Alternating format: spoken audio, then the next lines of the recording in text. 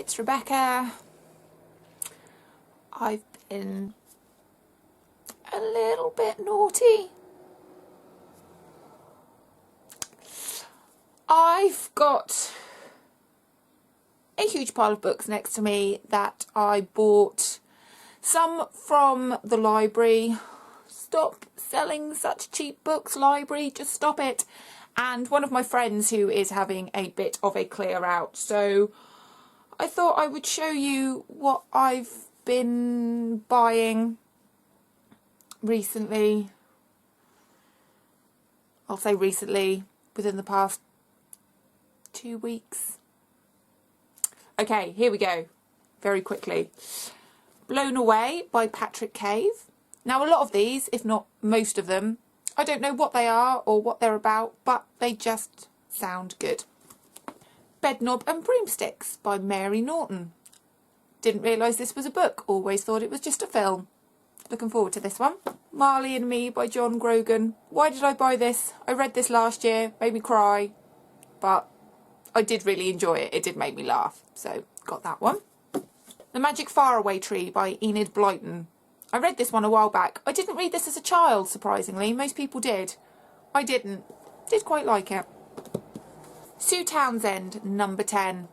One of my favourite all-time books is The Diary of Adrian Mole. And when I was a child, I think I must have read that book constantly. When I finished it, I started it again. Just absolutely loved it. Autofiction. And I do apologise if I pronounce your name wrong. Hitomi Kanehara. Don't know. Looked good. Was cheap. The Seymour Tapes, Tim Lott. Again. No idea what it's going to be like. Ben Elton, Stark. I've read quite a few of Ben Elton's novels. Really like them. So I'm hoping for, you know, a decent one here. I, Robot, Isaac Asimov. And this is a collection of short stories about robots. I'm assuming this is I, Robot that the Will Smith film was based on. Don't know. Give it a go. See what it's like. Lynn Truss, Going Loco, a comedy of terrors. Lynn Truss, I believe, yes, wrote Eat, Shoots and Leaves, which is a very, very popular grammar book way back when, which I really liked. So, guessing this is going to be just as good. Don't Look Behind You by Lois Duncan. Sounds familiar. Have I already got this one? I don't know. I might do. I pick up far too many. Yeah, don't know what that's going to be about. But looks good anyway. Suburban Glamour, Jamie McKelvey.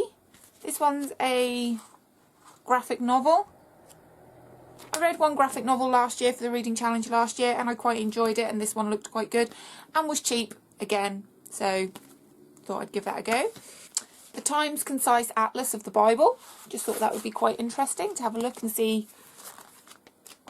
all the different biblical places. I'm not very good at geography, so I don't know where most things are, so that'd be quite interesting.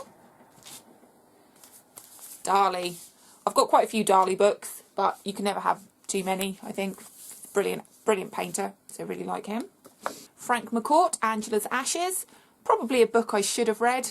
Haven't, but I've got it now, so not to say I'll read it, but I've got it. Tony Parsons, Man and Boy. I've not read any Tony Parsons books, but I've always heard good things about them, so give that a go. Jonathan Kellerman, The Murder Book. I'm not a huge crime reader. I've read a few and I've quite liked them, but the blurb did sound quite good, so give that a go. If I don't like it, I can give it to the library. They're always happy to take things, so we'll see how that goes. Jeffrey Deaver, The Bone Collector. Again, another author I haven't read, but I've heard good things, so we'll see about that one. The Railway Children by E. Nesbit. I know this is a children's classic, but children's books are just as good as grown-up books, so why not? And The Wind in the Willows, another children's classic. Not read it. I know I probably should have. I've watched a lot of films about it, but I've not actually read the book, so I've got it now. These two, I don't know why I picked them up. I just did. My Girl and My Girl 2. These are books based on the film, so they're not original texts. They're books that were based on the films. But I did really like the first one. I can't remember if I've seen the second one. I must have done, but give those a go anyway. Another Jonathan Kellerman one, Murder is All the Rage. Again, just every now and then I fancy something a bit gruesome and murdery. So I've got another one there.